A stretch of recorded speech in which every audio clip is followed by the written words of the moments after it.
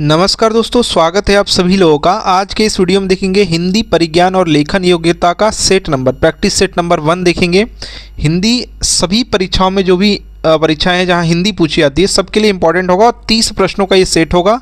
Comment box में उत्तर देते रहिएगा और लास्ट में आप बताइएगा आपने 30 में से कितना स्कोर किया। सभी लोग ये बताएंगे, ठीक है। तो चलिए स्टार्ट करते हैं। पहला नंबर क्वेश्चन है, जगदीश शब्द का सही संधि बताना है। देखिए संधि नहीं, यहाँ पर संधि विच्छेद पूछना चाहिए था। वैसे क्वेश्चंस ऐसे पूछे गए हैं प्रीवियस ईयर्स में, इसलिए हमने इसको ले लिया है। तो देखिए जगदीश में आपका जो है कौन सा संधि है, पहले तो समझिए व्यंजन संधि है। संधि 3 प्रकार के होते हैं, एक स्वर संधि, एक आपका व्यंजन संधि और एक विसर्ग संधि, ठीक है। तो ये व्यंजन संधि का प्रकार है। और जगत धन ईश होता है जगदीश। तो देखिए यहाँ पर त के नीचे जो हलंत वाला है, बी नंबर ऑप्शन इसका सही हो जाएगा। इसके अन्य उदाहरण जैसे आपका दिगंबर लिखा हुआ है तो उसमें भी क्या होता है, दिक हो जाता है, दिक धन आपका हो जाएगा। तो ये जो क है ये आपका दिगंबर का ग बना देता है। ऐसे ही दोस्तों जो है जगदीश में देखिए पहला, अच्छा देखिए क वर्ण का ना ग है, वैसे ही आप त वर्ण में त थ द ध न, तो द जगदीश बनाना है तो देखिए त में हलंत लगा के बना दिया गया है, ठीक है। तो वैसे ही ये साउंड करता है। जब ज़्यादा से ज़्यादा क्वेश्चंस प्रैक्टिस करेंगे तो आपको पता चल जाएगा कौन कैसे बन रहा है, ठीक है। तो यहाँ पर आपका बी राइट आंसर हो जाएगा। नेक्स्ट देखिए, जो हर समय दूसरों की बुराइयां खोजता हो उसे क्या कहेंगे। जो दूसरों का बुराई खोजता है उसके लिए दोस्तों जो है यहाँ पर देखिए यहाँ पर लिखा हुआ है छिद्रान्वेषी, ये हो जाएगा। और दिमाग में आपके आ रहा होगा परनिंदक या सर्वनिंदक या आलोचक। तो देखिए अगर क्वेश्चन में अगर बोल दे कि हर समय दूसरों की बुराइयां खोजता हो तो उसको कहेंगे छिद्रान्वेषी। अगर बोल देगा गुण दोषों का आलोचना करता हो तो आलोचक हो जाएगा, ठीक है। निंदा करता हो तो परनिंदक, ठीक है। सबका निंदा करेगा तो सर्वनिंदक। तो जैसा क्वेश्चन पूछेगा बुराइयां खोजना यानी कि छिद्र खोज रहा है तो देखिए छिद्रान्वेषी कहेंगे इसको, ठीक है। सी इसका राइट आंसर हो जाएगा। एक्यूरेट आंसर आपको देना है और ऑप्शंस आपके काफ़ी पास पास दिए जाते हैं। नेक्स्ट देखिए, अनिल और अनल का सही अर्थ देने वाला युग्म है। यानी अनिल का मतलब क्या होगा, अनल का क्या मतलब होगा, आगे पीछे नहीं होना चाहिए, एकदम वैसे ही इसमें कहाँ से लिखा गया है। तो देखिए अगर आप ध्यान से देखें तो अनिल मतलब क्या होता है, अनिल मतलब आपका होता है हवा या वायु। तो वायु सबसे पहले इसमें है, हवा इसमें है। अच्छा, तो ये दोनों आपके कट गए। और अनल मतलब होता है आग, तो अग्नि, वायु और अग्नि देखिए ऑप्शन नंबर ए वाला सही उत्तर हो जाएगा, जबकि सी में हवा और पानी लिख दिया है। तो यहाँ पर ए नंबर ऑप्शन आपका सही हो जाएगा। जैसे वायु के जो अन्य पर्यायवाची हैं वो आप याद रखिएगा, एक तो वायु हो गया, ठीक है, एक अनिल हो गया, अनिल हो गया, फिर आपका पवन भी कहते हैं, पवन कहते हैं, समीर कहते हैं, समीर कहते हैं। ये सब रट्टा मार लिए, एग्जाम में आने की पूरी संभावना। मारुत कहते हैं, मारुत, जैसे हनुमान जी को मारुति नंदन कहते हैं। वात कहते हैं, वात, ठीक है, ये सब हैं। और अगर इसी में बात करें अग्नि के यानी आग के पर्यायवाची जो है इसमें से एक तो आपका अनल हो जाएगा, जो आपका अनल और अनिल एक जैसा साउंड करता है। पावक हो जाएगा, ये पवन है तो वो पावक हो जाएगा, पावक, ठीक है। उसके बाद दहन हो जाएगा, जैसे दहन किया गया आग के लिए होता है, ठीक है। कुछ इंपॉर्टेंट होते हैं जैसे आपका पावक, अनल, दहन, यहाँ तक तो अधिकतर लोगों को पता है। लेकिन एक है आपका वैश्वनार, क्या है, वैश्वनर, वैश्वनर या वैश्वनर जो होता है वो भी होता है। और याद रखिएगा धूमकेतु, क्या नाम है, धूमकेतु, ये सब जो है धूमकेतु ये सब इम्पॉर्टेंट है। जैसे कृषाणु है, कृषाणु है, ये सब जो है एग्ज़ाम में आने की पूरी संभावना रहती है। नेक्स्ट देखिए, निम्नलिखित में से कौन सा शब्द हंस की जगह प्रयुक्त नहीं किया जा सकता। यानी हंस का प्रयोग हो सकता है किसके किसके लिए ये पता होना चाहिए, तो कहाँ नहीं होगा ये हमको पता चल जाएगा। तो हंस जो है का मतलब क्या क्या होता है, जो अनेकार्थी शब्द होते हैं उसमें ये हंस किसके किसके लिए यूज़ होता है। तो हंस आपके सूर्य के लिए यूज़ होता है, योगी के लिए भी सुने होंगे, हंस हैं परम हंस कोटि के योगी हैं। श्वेत के लिए भी होता है और हंस श्वेत होता भी है। तो ये 3 आपका होता ही है। और अमृत के लिए हंस प्रयोग नहीं होगा, ठीक है। तो अमृत यहाँ पर राइट आंसर हो जाएगा, ठीक है। ये पता होना चाहिए कि कहाँ होता है, सूर्य के लिए होता है, योगी के लिए होता है और श्वेत के लिए होता है, इनके लिए होता है। तो अमृत यहाँ पर डी राइट आंसर हो जाएगा, डी। जिन लोगों ने डी राइट आंसर किया है बिल्कुल सही है। नेक्स्ट देखिए, निम्नलिखित में से कौन सा शब्द अग्नि का पर्यायवाची है? अभी इसका बताया तो कोई छूटा होगा, पावक दिया हुआ है तो पकड़ा गया। वैसे हो सकता है कि कुछ ऐसे, जैसे मैंने नाम आपको बताया था, वैश्वानर, धूमकेतु, कृषाणु, ये भी आ सकता है एग्जाम में, ठीक है। और आप जो है और जो ऑप्शंस आप देख रहे हैं, जैसे आपका उरग है, उरग जो है पर्यायवाची सांप का है, सांप का इसमें आपका तक्षक एक आता है, तक्षक पर्यायवाची आता है, नाग कहते हैं, ये तो सुने होंगे, विषधर भी जानते होंगे, मणिधर, एक भुजंग आता है, बहुत ही इंपॉर्टेंट है, भुजंग ये होता है। और अड़व का मतलब क्या होता है? अड़व का जो होता है समुद्र का पर्यायवाची है, ये सागर कहते हैं, समुद्र कहते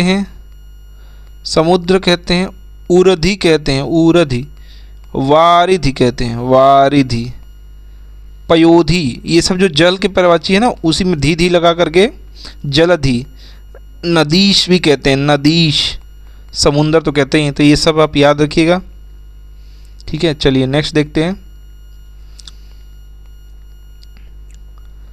सहचर्य का विलोम आपको बताना है, सहचर्य का विलोम। सहचर्य का विलोम दोस्तों आपका हो जाएगा, जिस सहचर्य का मतलब यहाँ पर है साथ से है और अलगाव होना चाहिए, तो अलगाव यहाँ पर डी है, ठीक है ठीक है, साथ में चरण करने वाला, तो ये आपका सहचर्य हो जाएगा, यहाँ पर आपका अलगाव वाला राइट आंसर हो जाएगा, ठीक है। और यहीं पर आप वैमनस्य की बात करेंगे तो वैमनस्य का जो विलोम हो जाएगा सौमनस्य हो जाएगा, ठीक है।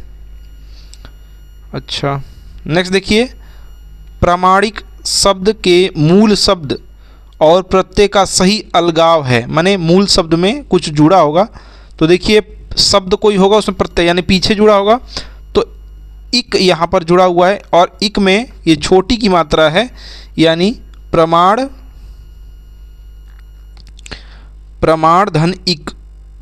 धन इक बी वाले में है, देखिए यहाँ पर आपका राइट आंसर हो जाएगा बी, ठीक है। प्रामाणिक में आपका यहाँ पर राइट आंसर बी हो जाएगा, प्रत्यय। नेक्स्ट देखिए, तिलक किस प्रकार का शब्द है? तिलक जो है किस प्रकार का शब्द है? तो अगर बात करेंगे तो ये जो है आपका तत्सम है। तत्सम किसको कहते हैं? तद्भव किसको कहते हैं? तो तद्भव जो होता है वो तत्सम संस्कृत से ज्यों का त्यों लिया गया था, संस्कृत शब्द कह सकते हैं इसको, और तद्भव जो है बदल करके घिस पीट के बदल गया है, तो हिंदी कह सकते हैं या कुछ और, मतलब ये रगड़ रगड़ के कुछ उसका स्वरूप चेंज हो चुका होता है, ठीक है। और देशज जिसका पता नहीं रहता है, संकर दोनों का मिक्स रहता है, ठीक है। तो तिलक जो है आपका क्या है? तत्सम शब्द है, ए राइट आंसर हो जाएगा। राजा सेवक को कंबल देता है, देखिए यहाँ पर को है और इसके अनुसार आपको बताना है कौन सा कारक है। तो देखिए यहाँ पर को है, कर्ता ने, कर्म को, ऐसे पढ़ते हैं याद करते हैं, लेकिन को से आप जो है कर्म नहीं मारेंगे। क्यों नहीं मारेंगे? क्योंकि देखिए सेवक, राजा ने सेवक को कंबल दिया होगा या देता है, तो यहाँ पर को मतलब क्या निकलेगा? इसका मतलब निकलेगा के लिए। इसका जो मतलब निकल रहा है वो के लिए का मतलब निकल रहा था। जब भी के लिए का मतलब आएगा तो यहाँ पर आपका संप्रदान कारक हो जाता है, ठीक है। के लिए जो है 8 आपके कारक चिन्ह हैं, उसको अच्छे से रट लीजिए। चलिए नेक्स्ट देख लेते हैं। कारक के भेद अभी बताया, वही आ गया, डी यहाँ पर राइट आंसर हो जाएगा। 8 आपके कारक हैं, जैसे उसके विभक्ति चिन्ह है उसे पकड़ते हैं, जैसे कर्ता कारक हो गया, कर्म कारक हो गया, करण कारक हो गया, संप्रदान, अपदान, संबंध, अधिकरण, ठीक है, असंबोधन, ठीक है। इससे आपको पता चल जाएगा कि कौन सा कारक कहाँ पर है। और कारक से और भी चीज़ें सॉल्व होती हैं हिंदी की, तो उसे भी हम आगे देखेंगे। नेक्स्ट देखिए यहाँ पर, राम आम खाता है में वाच्य कौन सा है? वाच्य 3 प्रकार के होते हैं, एक कृत्यवाच्य या कर्तावाच्य कह सकते हैं, एक होता है कर्मवाच्य, एक होता है भाववाच्य। तो यहाँ पर जो है राम आम खाता है में राम कृत्यवाच्य हो जाएगा, यानी कर्ता वाला है, तो यहाँ पर आपका डी राइट आंसर हो जाएगा। 3 प्रकार के वाच्य होते हैं, कर्ता, कर्म और भाव। जिसकी प्रधानता रहेगी उसमें वो वाच्य हो जाएगा। यहाँ पर राम की प्रधानता है, ठीक है। अगर आम खाया जाता रहता तो कर्म की प्रधानता हो जाती, और मुझसे चला नहीं जाता, कहा नहीं जाता, उठा नहीं जाता, ऐसा कुछ रहेगा तो भाव की प्रधानता हो जाएगी। ये साधारण से मैंने जो है उदाहरण बताए, आगे जितना प्रैक्टिस करेंगे आगे जाएंगे। नेक्स्ट देखिए, निम्नलिखित विकल्पों में से कौन सा वचन का जोड़ा सही नहीं है, माने कौन सा इसमें से गलत है, जोड़ा कौन सा इसमें गलत है वो आपको बताना है।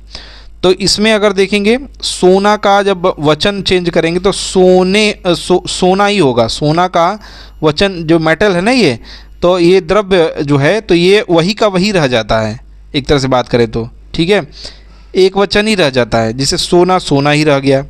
अच्छा, धेनु हो जाएगा तो धेनुएं हो जाएंगी, बिल्कुल ठीक है, ये सब सही है, मैंने गलत वाला बताना है।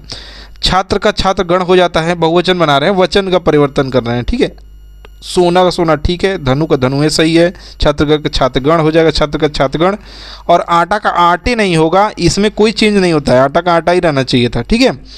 तो यहाँ पर दोस्तों जो है ये सब सदैव एक वचन मतलब बहुवचन भी आपका वैसे ही बनेगा, ठीक है, एक वचन में रहता है ये, तो आटा का आटा ही हो जाएगा, तो ये गलत है, ये जोड़ा सही नहीं है, यानी डी वाला आपका गलत है।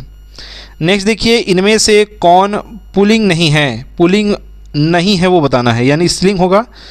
तो यहाँ पर देखिए बचपन, बचपन बीता हो रहा है ना ऐसे, तो ये तो पुल्लिंग है। वायु बहा, ये भी नहीं नहीं एक सेकेंड, वायु स्त्रीलिंग शब्द है, एक सेकेंड, वायु बहती है, आप सुने होंगे वायु बहती है, तो वायु यहाँ पर आपका क्या हो जाएगा स्त्रीलिंग होता है, पुल्लिंग नहीं है, पुल्लिंग था ये, पुल्लिंग नहीं है, तो बी वाले ही आपका राइट आंसर आपको मिल गया। समुद्र, समुद्र सूखा, सूखी तो नहीं होता ना, समुद्र सूखा ऐसा सूखा बोलते नहीं है, लेकिन समुद्र बहुत गहरा था ऐसा बोलते हैं। बहुत सारे और भी वाक्य में प्रयोग करेंगे तो पता चल जाएगा। कंबल, कंबल नाम से ही पता चला, ये भी आपका जो है क्या है पुल्लिंग है, पुल्लिंग पुल्लिंग, यही आपका वायु बहती है, तो ये आपका बी राइट आंसर हो जाएगा, स्त्रीलिंग हो जाएगा। वैसे आप ज़्यादा से ज़्यादा प्रैक्टिस करेंगे तो पता चल जाता है, वैसे आप वाक्य में प्रयोग भी कर सकते हैं। वे शब्द जिन पर लिंग वचन पुरुष और काल का प्रभाव नहीं पड़ता उनको अव्यय कहते हैं, तो ये रटा रटा है, अव्यय का यही कह सकते हैं कि परिभाषा है, अव्यय का यही क्वालिटी है कि इस पर लिंग वचन पुरुष काल का प्रभाव नहीं पड़ता है, इसे अव्यय कहते हैं, बी इसका राइट आंसर हो जाएगा, ठीक है।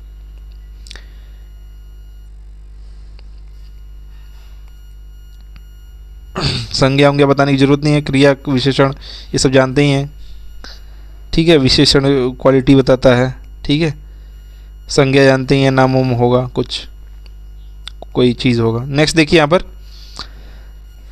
दृश्य बहुत ही मनोरम था, वाक्य में जो रेखांकित है मनोरम था, इसमें तो मनोरम जो है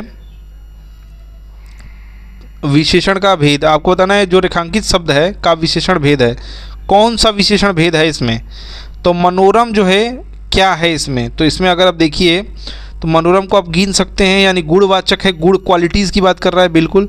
अच्छा, गिन तो सकते नहीं, कुछ परिणाम संख्या तो है नहीं ये, ठीक है, कितना मनोरम है कुछ संख्या गिन सकते हैं नहीं, पकड़ो कर सकते नहीं, परिमाण में कुछ तो ऐसा है नहीं, जोख खोक नहीं सकते, वजन वजन नहीं कर सकते, यानी गुणवाचक ये है, तो आपका राइट आंसर हो जाएगा ए, गुणवाचक विशेषण है मनोरम। नेक्स्ट बात करेंगे, निम्नलिखित शब्दों में से कौन सा शुद्ध है, शुद्ध बताना है, तो कवित्री लिखा गया है, कवित्री में याद रखिएगा कव होता है कव, तो कव में सिर्फ ये है और ये है, बाकी कवि वाला काट दीजिए, कव और ई पर जो है, य पर जो है छोटी की मात्रा होती है, कवित्री होता है, ई तुरंत खत्म हो जाता है, ये दिमाग में बैठा लीजिएगा, तो बी यहाँ पर राइट आंसर हो जाएगा। ये याद रखिएगा, हो सके तो अधिकतर एग्जाम में कवित्री आता है, आपका वर्तनी बनाने के लिए, शुद्ध चुनने के लिए कई लोग यहाँ पर मात खा जाते हैं।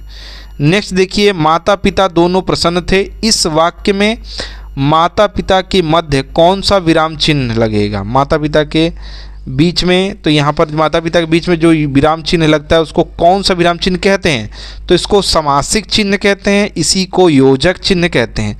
तो समासिक चिन्ह इसलिए कहते हैं क्योंकि ये बीच में जो माइनस की तरह जो लगा हुआ होता है, इसी को सामाजिक या योजक चिन्ह कहते हैं। क्यों कहते हैं इसको, इसलिए कहते हैं क्योंकि समासिक चिन्ह, क्योंकि एक द्वंद्व समास होता है, द्वंद्व समास में उल्टा होता है, उसमें ना ये बीच में लगा हुआ होता है, ठीक है, लेकिन ज़रूरी नहीं है, कभी कभी या का भी और का भी निकलता है, तो वहाँ पर आपका सटा के भी लिख सकता है, लेकिन ये लगा हुआ होता है, इसलिए समासिक चिन्ह भी इसको कहते हैं। तो ये आपका सी राइट आंसर हो जाएगा। साथ ही साथ अल्प विराम एक कॉमा होता है, और अर्ध विराम जो है एक डॉट ऊर्ध्व लिख दिया है ना, जो अर्ध विराम होता है वो अधर्व लिख दिया गया है, तो ये एक डॉट और ये एक होता है, ठीक है। और निदेशक चिन्ह माइनस की तरह ही होता है, थोड़ा लंबा होता है ऐसे करके, ठीक है। तो ये आपका राइट आंसर जो है सी हो जाएगा। नेक्स्ट देखिए, निम्नलिखित में से कौन सा शब्द प्रयत्न और उच्चारण के आधार पर व्यंजन का वर्गीकरण नहीं है। ध्यान से सुनिए क्या बोल रहा है। बोल रहा है इनमें से कौन सा शब्द है, इनमें से कोई शब्द है प्रयत्न और उच्चारण के आधार पर, प्रयत्न और उच्चारण के आधार पर वो क्या है, आधार पर व्यंजन का वर्गीकरण नहीं है। व्यंजन का वर्गीकरण आपका पार्श्विक होता है, सघोष होता है, ऊष्म होता है, लेकिन उच्छिप्त प्रयत्न और उच्चारण के आधार पर नहीं होता है। उच्छिप्त व्यंजन के बारे में अगर आप जानते हैं तो उच्छिप्त व्यंजन जो होते हैं वो आपके कुछ इस प्रकार से जो बिंदी वाली जो होती है यही होता है, ठीक है। तो ये आपका राइट आंसर ए हो जाएगा। इसको समझना है तो ध्यान से सुनिए। उच्छिप्त हिंदी में जो नवागत ध्वनियाँ हैं ये हैं, नवागत मतलब क्या है, जो नए आए हैं वे हैं ये, ठीक है। इन्हें द्विगुण व्यंजन या विकसित ध्वनियाँ इत्यादि कहते हैं उच्छिप्त व्यंजन को, ठीक है। अभी मैंने बताया कि जो ढ है उसके नीचे बिंदी और ये ड जो है इसके नीचे बिंदी, ठीक है, ऐसे ये है। और जो हिंदी शब्दकोश है इसमें कोई भी शब्द उच्छिप्त यानी जो अड़ ढ वाला की तरह जो अड़ बन रहा है से प्रारंभ नहीं होता है। और इसका देखिए कई बार पूछा जाता है कि किसने प्रयत्न किया था, तो याद रखिएगा नाम एक आता है एग्ज़ाम में बहुत बार, कामता प्रसाद, इनका नाम आप याद रखिएगा। हो सके तो आजकल जो क्वेश्चंस पूछे जा रहे हैं उसमें इनका नाम दे सकता है, तो यहाँ पर आपका ए राइट आंसर हो जाएगा। अब ज़्यादा इसमें जानेंगे तो और डिटेल बढ़ता जाएगा, ठीक है। और इसमें दोस्तों एक अभियांतर प्रयत्न होता है जिसमें विवृत संवृत्त स्वृत्त मतलब मुंह खोलना है बढ़ाना, और बाह्य जो प्रयत्न होता है उसमें सघोष अघोष जो करते हैं, ठीक है। तो नेक्स्ट देख लेते हैं क्वेश्चन। हिंदी की पहली जो है सवाक बोलती फिल्म, सवाक मतलब वाक मने बोलना, सवाक मने आवाज़ के साथ, तो फिल्म जो है आलम आरा जो है किस वर्ष रिलीज हुई थी, ये कौन से साल में रिलीज हुआ था। आलम आरा याद रखिएगा 31 में, 1931 जो है ऑप्शन जहाँ दिया है उसको आपको कर दिया सी, यहाँ पर राइट आंसर हो जाएगा, ठीक है, सी यहाँ पर राइट आंसर हो जाएगा। और इनके जो निर्देशक जो निर्माता जो है, निर्माता और जो है नाम इनका याद रखिएगा आदिर सिर ईरानी, ईरानी याद रखिएगा, ईरानी, ठीक है, अदेशिर ईरानी। और अगर बात करें इसका प्रथम प्रदर्शन जो है मुंबई के जो है मैजेस्टिक सिनेमा, मैजेस्टिक मुंबई का एक मैजेस्टिक सिनेमा है वहाँ पर हुआ था, और याद रखिएगा 14 मार्च 1931 को, ठीक है। ये भी आप डेट हो सकता है आ जाए, तो एग्ज़ाम का लेवल जो है अब काफ़ी टफ होता जा रहा है, तो हो सकता है ऑप्शंस में ऐसे भी क्वेश्चन पूछे जाएं, वैसे ऐसा आना नहीं चाहिए। नेक्स्ट देखिए, अंधा युग किसकी रचना है। अंधा युग जो है ये आपका धर्म भारती जी की रचना है, और ये जो है गीति नाट्य है, और ये आपका 1955 में ये लिखा गया था इनका, या इन्होंने रचना किया था। इनकी और भी रचनाएं हैं जो कि एग्ज़ाम में बहुत पूछी जाती हैं, जैसे कि एक है सात गीत वर्ष, ठीक है, एक ये एग्ज़ाम में आता है। ठंडा लोहा भी आता है, ठंडा लोहा, कनुप्रिया देशांतर, ये सब जो है एग्ज़ाम में पूछे जाते हैं। चलिए नेक्स्ट देखिए, यहाँ पर एक पैराग्राफ है। पैराग्राफ में अगर आप देखें तो पैराग्राफ के क्वेश्चंस करने से पहले पूरा यहाँ पर पढ़ने की आवश्यकता नहीं होती है। छोटा पैराग्राफ है तो पढ़ सकते हैं, लेकिन क्वेश्चन के अनुसार आप जो है टाइम बचत कर सकते हैं। जैसे राम लक्ष्मण के साथ वनवास के लिए क्यों गए। अब यहाँ पर आपको पता है कि कहानी तो आपको पहले ही से रामचंद्र जी की पता है, भगवान जी की, तो आप चाहे तो ऐसे भी आंसर कर सकते हैं, लेकिन अगर आप इस गद्यांश को पढ़ेंगे तो इसमें पता चलेगा कि अत्यधिक जो प्रेम है इसी के कारण ये गए हैं, ठीक है। तो इसके अनुसार जो है भाई के प्रति अत्यधिक प्रेम के कारण, तो सी इसका राइट आंसर हो जाएगा। नेक्स्ट देखेंगे, लेखक को क्या दुख है। लेखक को क्या दुख है, तो अगर आप देखेंगे लास्ट वाली लाइन में, देखिए लास्ट वाली लाइन में यहाँ पर लिखा गया है, यहाँ पर आ जाइए, ये उर्मिला जी की बात हो रही है। उर्मिला ने रामचंद्र और जानकी के लिए अपने सुख सर्वस्व पर पानी डाल दिया। उसी के लिए अंतर्दर्शी आदि कवि के जो मतलब उनके लिए क्या है, जो अंतर्दर्शी आदि कवि हैं, इनके शब्द भंडार में दरिद्रता है, मतलब उस पर ध्यान नहीं दिया, कम शब्द कहा गया उनके लिए। तो यहाँ पर देखिए रचनाकारों ने उर्मिला के विषय में जो है कुछ नहीं लिखा है या ज़्यादा कुछ नहीं लिखा है, तो यही जो है लेखक को दुख है। तो डी राइट आंसर हो जाएगा। उर्मिला ने क्या बलिदान नहीं दिया, बलिदान नहीं दिया ये बताना है, ठीक है। तो यहाँ पर अगर आप देखिए लक्ष्मण से विवाह किया, बलिदान नहीं दिया, यानी ए में देखिए विवाह करना बलिदान नहीं है, ए यहाँ पर आपका राइट आंसर हो जाएगा। बाकी देखिए अपनी बहन सीता का वियोग सहा, ये तो सहा ही है, और लक्ष्मण को रामचंद्र के साथ वनवास, ये भी बलिदान ही है, और संसारिक सुखों का त्याग किया, सब बलिदान ही है, यहाँ पर बलिदान नहीं है, ए राइट आंसर हो जाएगा। नेक्स्ट देखिए निम्नलिखित में से कौन सा अनौपचारिक पत्र का उदाहरण है। देखिए अनौपचारिक पत्र वो होता है जो मित्र आदि को लिखा जाए, मतलब उसमें कुछ रूल रेगुलेशन नहीं है, अपने लोग हैं ऐसे ही लिख देते हैं कुछ भी, ठीक है। अगर कोई औपचारिक पत्र है तो किसी कार्यालय, किसी अधिकारी, या मतलब कोई भी कह सकते हैं कि फॉर्मल इनफॉर्मल ऐसे कह सकते हैं अंग्रेजी में, लेकिन अंग्रेजी का नहीं हिंदी का है ये सेट। तो समझिएगा किसी विभाग को, किसी बड़े को, मतलब कोई यहाँ पर ऑफिसर है, कुछ भी है ऐसे जाएगा। जैसे देखिए मोहल्ले में बिजली की समस्या के लिए जाने, तो ये आपका अनौपचारिक नहीं औपचारिक हो जाएगा, ठीक है। तो पूछ रहा अनौपचारिक पत्र का उदाहरण बताइए। तो देखिए जो ऐसा काम होगा जिसमें दोस्त मित्र को ऐसे लिख देंगे, देखिए बहन के विवाह में शामिल होने के लिए मित्र को लिखा गया पत्र, तो मित्र को कुछ भी लिख देंगे, कहा बे कैसे ना आओगे, नहीं ऐसे भी लिख सकते हैं, तो वो समझ ही जाएगा क्योंकि बुरा नहीं मानेगा वो। तो ये अनौपचारिक पत्र हो जाएगा बी। जैसे यहाँ पर देखिए पुस्तकालय खुलवाने के लिए भी अध्यक्ष को लिख रहे हैं, किसी ऑफिसर आदि जिसे कह सकते हैं प्रधानाचार्य को, ये भी आपका औपचारिक हो जाएगा, ठीक है। तो यहाँ पर आपका बी राइट आंसर हो जाएगा। आटे दाल का भाव मालूम होना, मुहावरे का उचित अर्थ बताना है। तो मुहावरे का जो उचित अर्थ है वो कष्ट का अनुभव होना, ठीक है। बाहर निकलोगे तो पता चलेगा, आटे दाल का भाव मालूम चलेगा, ऐसे बोलते हैं माता पिता या कोई भी। तो इसका मतलब ये है कि बाहर जाओगे तो कष्ट का अनुभव तुमको पता चलेगा कि अभी तुम असली कष्ट से वाकिफ नहीं हुए हो। नेक्स्ट देखिए,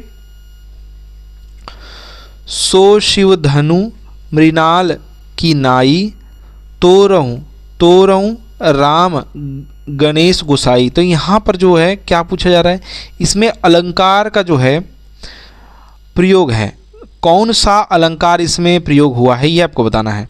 तो देखिए अगर आप देखेंगे तो आपको पता चलेगा कि यहाँ पर जो है आपकी उपमा अलंकार हो रहा है। क्यों हो रहा है, जहाँ दो वस्तुओं का रूप रंग गुण धर्म के आधार पर समानता का बोध यहाँ पर कराया जाता है, तो वहाँ पर उपमा अलंकार होता है, ठीक है। उपमा दी जा रही है राम गणेश गोसाई। चलिए नेक्स्ट देखिए, अखिया हरि दर्शन की भूखी, कैसे रहें रूप रस राची, ए बतियाँ सुन रूखी। अब यहाँ पर सुनी रूखी, इसमें आपको रस बताना है। तो इसमें अगर आप जो है भाव को पकड़ना चाहें, रस को पकड़ना चाहें, तो आपको पता चल रहा है कि कष्ट का बात हो रहा है, हरि दर्शन की बात हो रही है, उनकी भूख की बात हो रही है, देखने का मतलब दर्शन मतलब देखने के लिए। और यहाँ पर क्या है, यहाँ पर दोस्तों ये भी बताया जा रहा है रूप उप की भी बात हो रही है। तो यहाँ पर श्रृंगार का वियोग वाला जो होगा, वियोग श्रृंगार, संयोग नहीं, एक होता है संयोग, एक होता है वियोग। तो यहाँ पर आपका वियोग श्रृंगार रस का यहाँ पर भाव निकल के आ रहा है, तो बी आपका राइट आंसर हो जाएगा, ठीक है। यहाँ पर ये सूर सागर का ये पद्य है, और गोपी जो हैं ये विरह दशा के बारे में वर्णन कर रही हैं, या उनका दशा के बारे में वर्णन कर रहे हैं सूर सागर में। नेक्स्ट बात करेंगे, निम्नलिखित में से सही वाक्य चुनना है। कौन सा सही वाक्य है इसमें, श्री कृष्ण ठीक लिखा हुआ है, के अनेकों नाम हैं। अब यहाँ पर समझिए कहाँ गलत है, तो अनेकों नहीं अनेक नाम है, तो पहले तो ये गलत हो गया। आपका पत्र, आगे पढ़िए, आपका पत्र स धन्यवाद मिला। अब ये देखिए आपका पत्र स धन्यवाद नहीं होना चाहिए था, ठीक है। आगे देखिए यहाँ पर श्री कृष्ण के अनेक नाम, वही चीज़ है यहाँ पर ठीक लिख दिया गया है, तो ये वाला आपका सी राइट आंसर हो जाएगा, ठीक है। और अगर बात करें बंदूक एक बहुत ही उपयोगी शस्त्र है, ध्यान दीजिएगा शस्त्र नहीं है अस्त्र है। अस्त्र जो होता है और शस्त्र जो होता है इसमें फ़र्क होता है, और बंदूक दोस्तों जो है ये आपका उपयोगी शस्त्र नहीं अस्त्र है, ठीक है। तो यहाँ पर जो है सही आपका सी वाला हो जाएगा। नेक्स्ट बात करेंगे अष्टाध्यायी शब्द में कौन सा समास है। अष्टाध्यायी में समास 8 की बात हो रही है, 8 अध्याय वाला, तो अष्टाध्यायी हो गया ये। तो ये आपका जो है द्विगु समास हो जाएगा, बी इसका राइट आंसर हो जाएगा। द्विगु समास में आप कैसे पकड़ सकते हैं, समस्त पद जो होते हैं में जो पूर्व पद होता है वो संख्या पद विशेषण होता है, मतलब संख्या का यहाँ पर बात करता है। जैसे अष्टाध्यायी में आपका 8 हो गया, चौराहा हो गया, पंचवटी हो गया, त्रिगुण हो गया, ठीक है, ये सब आपके हो गए। पसेरी हो गया, कितना पसेरी है। नेक्स्ट बात करेंगे जिसके पास कुछ भी ना हो, अगर किसी के पास कुछ भी नहीं होगा तो उसको कहते हैं अकिंचन, ठीक है, याद रखिएगा अकिंचन कहते हैं। ए इसका राइट आंसर हो जाएगा। कई बार अनिकेत दिया होता है तो अनिकेत जिसके पास घर नहीं रहेगा उसके लिए कहते हैं, तो यहाँ पर आपका अकिंचन हो जाएगा, ए राइट आंसर हो जाएगा। अब दोस्तों आप 30 में से बताइएगा आपका क्या स्कोर रहा, सभी लोग कमेंट बॉक्स में बताएंगे। और आपको ये सेट कैसा लगा सभी लोग कमेंट बॉक्स में बताएंगे। अधिक से अधिक वीडियो को लाइक करेंगे, शेयर करेंगे और हमें सपोर्ट करते रहेंगे, जिससे कि आपको आगे आने वाले सभी सेट्स फ्री में मिलते रहें। हमारा वीडियो देखने के लिए धन्यवाद। Please like and share. धन्यवाद।